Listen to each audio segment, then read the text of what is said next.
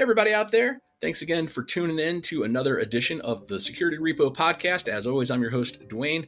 And thank you so much for everybody that liked and subscribed already. It really does help us out as a channel. So if you could tell your friends, send this interview to people you like. If you don't like it, maybe send it to your enemies. We don't know. But do help us spread the word about security out there and the larger security community. This week, speaking of community, I have an awesome guest. Christian Pinkston, aka It's Grizz, is a niche internet personality blending cybersecurity, car culture, and humor across platforms like Instagram, Threads, and YouTube. A self-described local hacking legend and general sex icon, his profile indicates he's a cybersecurity student and car enthusiast with a flair for humor and a strong online persona. Welcome to the show, Chris. Hello, hello. I said Chris there. Welcome to the show, Christian. Either one works out. As like I tell everyone, as long as it gets my attention, that's all that matters. I'm curious about your bio. Did you write that yourself? I did not write that myself. That was actually Chat GPT. So in one of the group chats I'm in, everyone was running their usernames through Chat GPT to see what it would come out with, and they're like, "You should do yours." And so I ran mine through, and that was just a segment of what it said. I mean, it even pulled stuff from Twitter, from the recordings I do with Unicorn Chef, and was able to tell me the guests that were on there and stuff. And so it went Oh, wow. pretty deep. But those, couple clippets right there basically sum it up. Right on. They did the similar thing at ShowMeCon. It's an event out in St. Louis I was at recently, and they read some of the speaker bios, like they made them up for it. And it was all good humor, all good fun. Nothing too provocative there. So we're here to talk about security. I know you from the security world, so Yeah. let's just start there. Like, why security? How'd you get into this thing? So we have to rewind back some years. So, I mean, I've been around computers for some time and did a couple of classes when I was in school. I built my first PC when I was, I think 12 or 13 was when I built my first computer, and basically from getting into building it, and playing games online, um, eventually down the road, I found out about computer hacking. It actually wasn't something that I knew, just right away off the bat.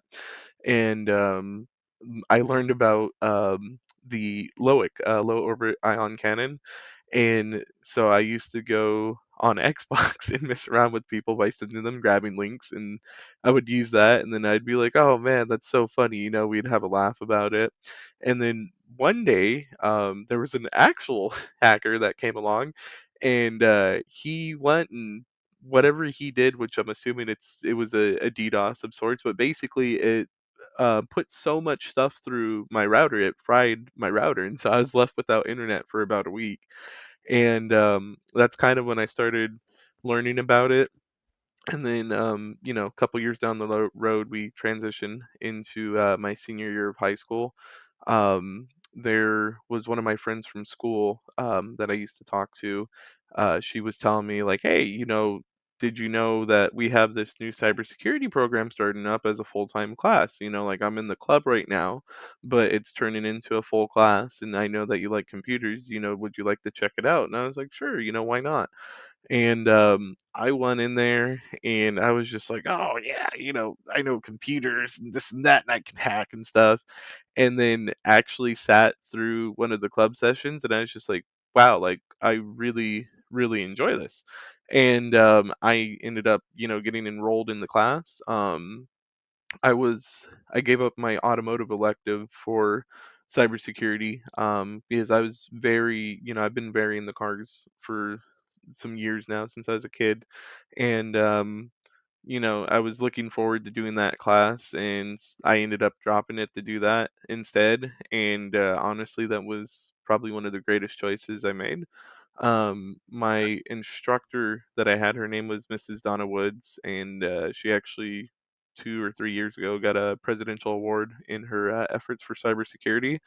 And she is honestly one of the biggest reasons why I made it through school. She was very encouraging to all the students in there, and at the end of that year, for class, that's actually when I got my first CompTIA certification. I got the IT fundamentals when it just came out. Oh wow, that's amazing. How big was the club? Um, so the club, I'm not sure, but the class we had Cyber 1 and Cyber 2.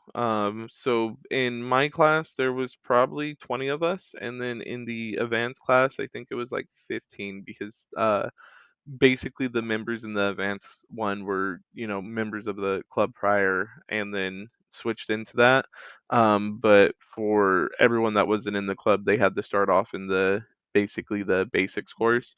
And we went over stuff on IT Pro TV. We were doing Cisco Packet Tracer and like CCNA stuff.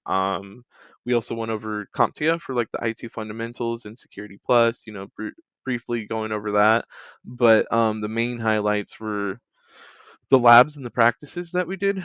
So not everyone did it, but at least me and then, my friends that I had in the class, we went and did the Cyber Patriot competition. So I was a part of Cyber Patriot 10, and we were all first year students, and we ended up getting a 32nd in it was state, I think it was. So like the one right under, the main matchup. So we made it pretty far, and everyone was really happy with that, and it was really cool time doing that competition. We'd wake up early in the morning and go down to the local community college, and we'd be down there from like 7 in the morning till like 2 in the afternoon, 3 in the afternoon. So just sitting there on the computer all day. That's really awesome, man. Like you can just tell from your voice and the way you're describing this has been in your blood for a while now. Like this absolute love of this world, this thing that we're doing called security, and that's Yeah. awesome to hear. I Uh, did have a slight break in between when I graduated from high school. I ended up going back in the automotive for a bit, and a couple years later, I was just like, I'm really not making the money that I want, and I'm sitting over here being in the rain and the sun and stuff, and I was just like, like maybe we should go back to cyber. And that's when I, re-enrolled into school, and the first program, it was going well, but it was a boot camp, and so I wasn't able to get the funding for that. And then I ended up switching over to CI, the California Institute of Applied Technology, and I was there with them for since October 2022, and then I'm gonna be finishing up with Capitol Hill Tech. Actually, they were down at DEF CON last year, and I looked into their program, and I would like to finish my credits with them just because of the classes that they offer down there. that's rad, man.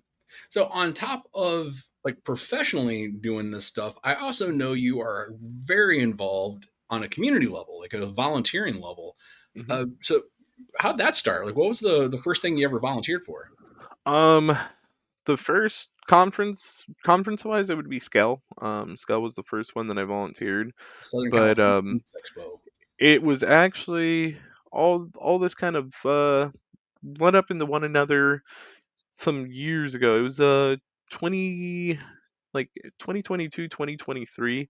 So my first death con I went to was in 2022, is DC 30. And I had a blast down there. Went down there with my friends, and I periodically had talked to Duldy. He runs the scavenger hunt village down there, and one day he messaged me on Discord, and he was like, "Hey, you should come to this meetup. It's called IVU." And IVU's Irvine Underground. It's located in Irvine, California. It's right across from John Wayne Airport at Gulliver's. And so, I was like, sure, let me try making my way down there, because at the time, work wasn't really that steady for me, and I could barely make enough money to pump $10 of gas in the car. And so like it was a struggle, but I made it work. I went down there and started spending my it's on the second Friday of every month that they do it, and so I started spending the Fridays down there when it would pop up. And then once I was around for a little bit, he was like, hey, you should come to 23B for OC 2600, which is our 2600 meetup for out here.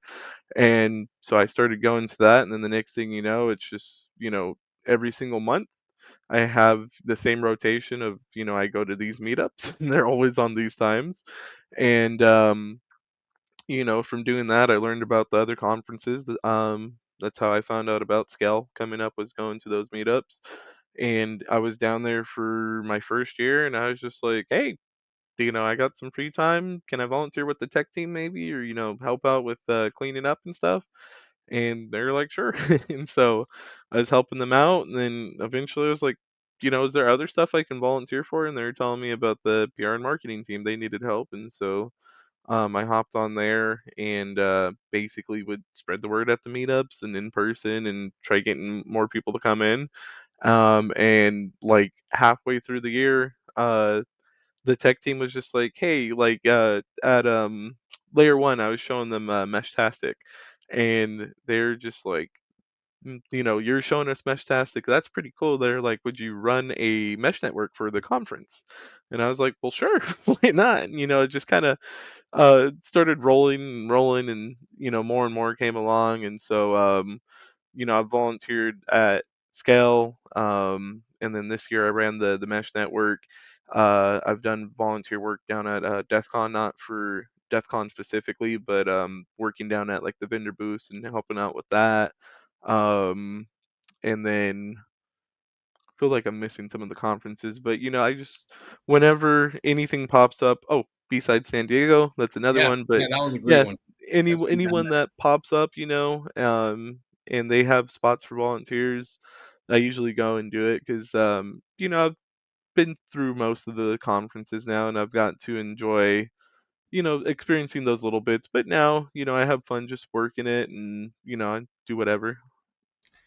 Wow, a lot to dig into with that. I love Meshtastic. I went to a presentation about that at ShowMeCon, and I do not have the device in hand yet, but I want to build one and do all sorts of fun stuff with the long range signaling. For those of you who don't know what Meshtastic is, maybe you could just give a quick, like, super high level. What is Meshtastic? Yeah. Why do you care? So I break it down in three different ways, and so I'm actually sponsored and kind of a brand ambassador with Heltech, so I get a lot of their products, and so at my booth at Skell, I broke it down this way. So I had three signs, and it was ask me what is LoRa, ask me what is Heltech, ask me what is Meshtastic. So LoRa is an acronym. It stands for long range. It's a public use radio frequency. And depending on the country, it depends, what frequency you'll connect to. But in the United States, it's 906 to 928 megahertz.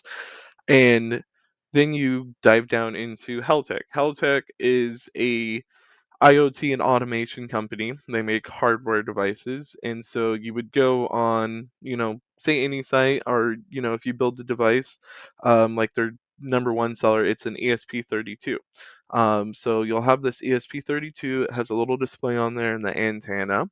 And then that's when Meshtastic comes into play. Meshtastic is an open source project.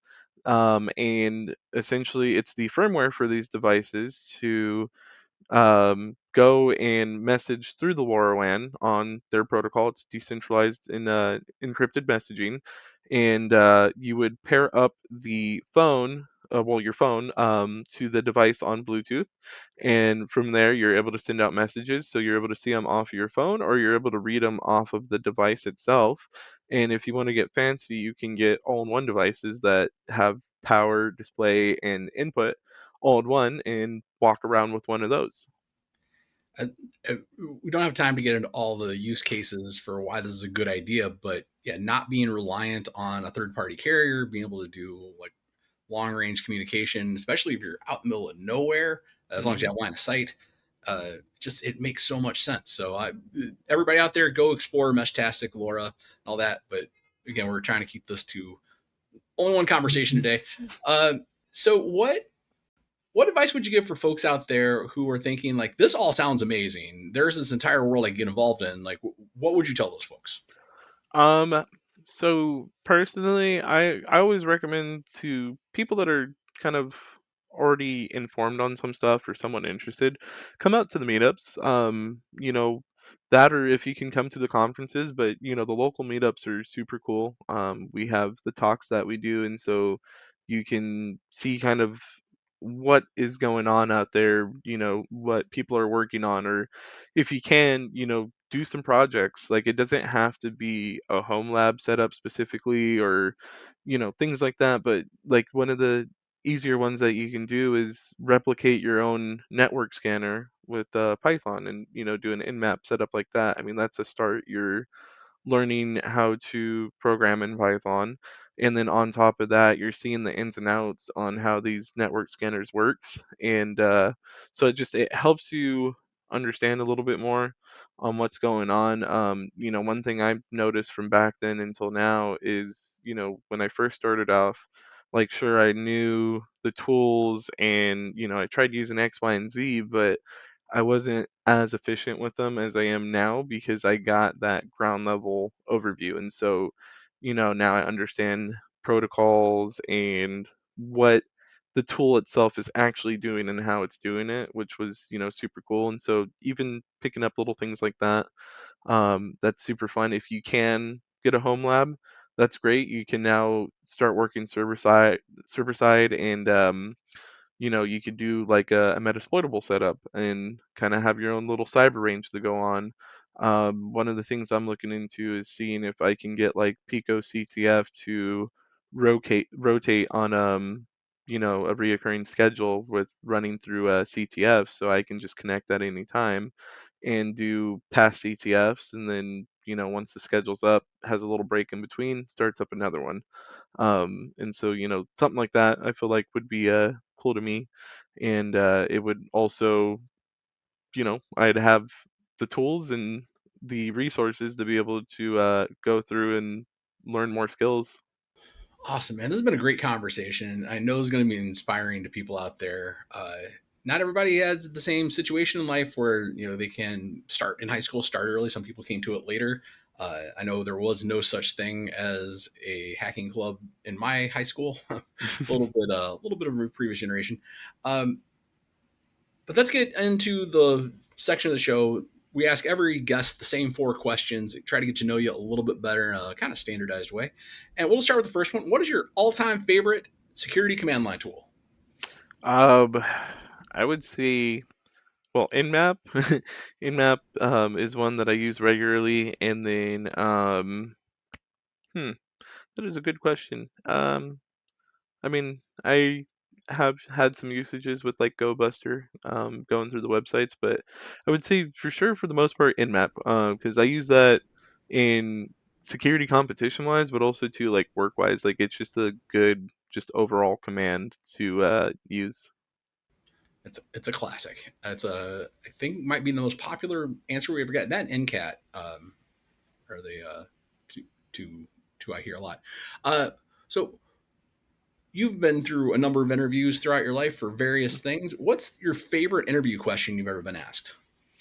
Um, Typically it's the last one, and depending on how you answer it is, it they might already have their candidate in mind, or end up picking you. But I always like when they ask what sets you aside from the other candidates, and if they throw a curveball in it, they're like, we don't want to hear you're a fast learner, X, Y, and Z. Like, what sets you aside? And I like that one because it gets me thinking, like, what does set me aside from these candidates? And it might be something totally random that you answer, but it made all the difference. And so that's usually my favorite one.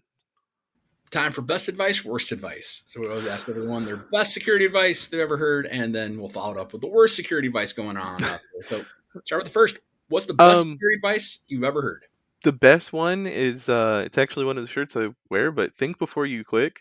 Honestly, you hear it so much, but at the same time people don't really take that into consideration. But truly think before you click. Because I mean, back then it used to be a link, but now like you have like malware attachments going out through stickinometry, coming through like the photos and stuff like that. And so um, you know, you have a lot of weight on your shoulders when browsing through your emails, but just the computer in general. So just think it through. And I mean, really, if it seems fishy, it's probably fishy. Always have that running in the back of your head. And then The worst advice, honestly, I haven't gotten poor advice, but I've heard things here and there. I've heard, oh yeah, I've had the same password for the past 7 years. We have them set to never expire, which was insane. And also too, at the same time, like they have like admin credentials, and so I was just like, I was like, that's scary. Or just end user stuff here and there, asking like, hey, setting up this is very expensive. Can we use this instead? And it's like, well, no, you can't really use that because it's not compliant. But they're just like, well, we need it, so we'll go ahead and do that. And just watching the end users do end user stuff. Right on, man. Great advice, though. Definitely know what you're clicking on and know why you're clicking on it. And then, yeah, everything else you said there, too. All right, well, we're coming to the end of the show. We always like to give the guests the final say. So if there's anything you want to promote, anything you want people to know, this will come out before DEF CON, anything you want to plug there, floor is yours. Yeah, if you guys are in the Southern California area, you can come out to the local meetups if you have time, on the first Friday of every month. And I mean, it's literally first Friday of every month. Same thing with the other ones. On the first Friday, you have OC 2600. That's at Shop 23B in Fullerton. We do a shop luck down there. It's a whole little makerspace. I mean, they have tools down there for electronics. They have milling. We have, just the tables that we whip out and hop on our laptops. And Arclight, he makes a killer club mate. And then on the second Friday of every month, you have Irvine Underground. That's at Gulliver's, across from John Wayne Airport.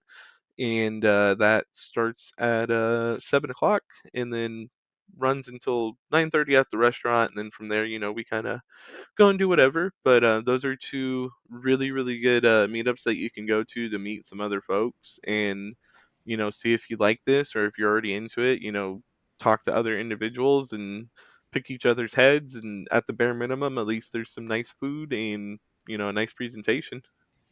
Right on. We will make sure to get links for those down in the show notes for everybody. No matter where you're at in the world, there's probably a community like that near you. Just Hmm. reach out to people, reach out to folks online. Actually, probably reach out to those organizations. Say, hey, you know anybody in this other area? Turns out the security world's not that big. That big. It's we're all Yeah. kind of connected. Well, thanks again so much for being here and for sharing your story with us. I think this is going to be inspirational for folks out there, and I really appreciate you being here. Thanks so much. Of course. Thank you for inviting me on.